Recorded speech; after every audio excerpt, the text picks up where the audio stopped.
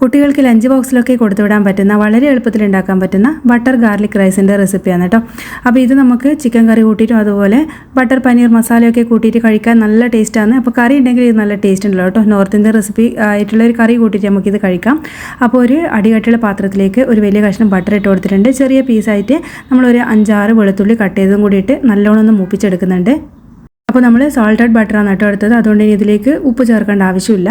ഇനി ഇതിലേക്ക് ചേർക്കുന്നത് ചില്ലി ഫ്ലേക്സ് ആണ്. 1 ടീസ്പൂൺ ചില്ലി ഫ്ലേക്സും കൂടിയും ചേർത്തിട്ട് ചെറിയ ഫ്ലെയിമിലിട്ടിട്ട് ഇതിൻ്റെ ആ ഒരു പച്ചമണം മാറുന്നവരെ ഒന്ന് വഴറ്റി കൊടുക്കാം.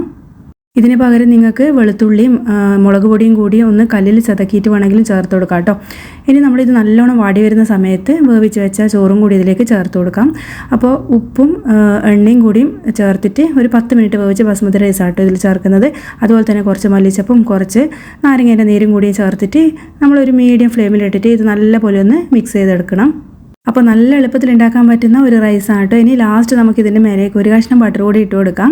എന്നിട്ട് നല്ലപോലെ ഒന്ന് മിക്സ് ചെയ്യാം. അപ്പോൾ നല്ല ടേസ്റ്റാണ് കേട്ടോ കഴിക്കാൻ വേണ്ടിയിട്ട്. അപ്പോൾ തീർച്ചയായിട്ടും ട്രൈ ചെയ്തിട്ട് ഫീഡ്ബാക്ക് പറയാൻ മറക്കരുത്. താങ്ക്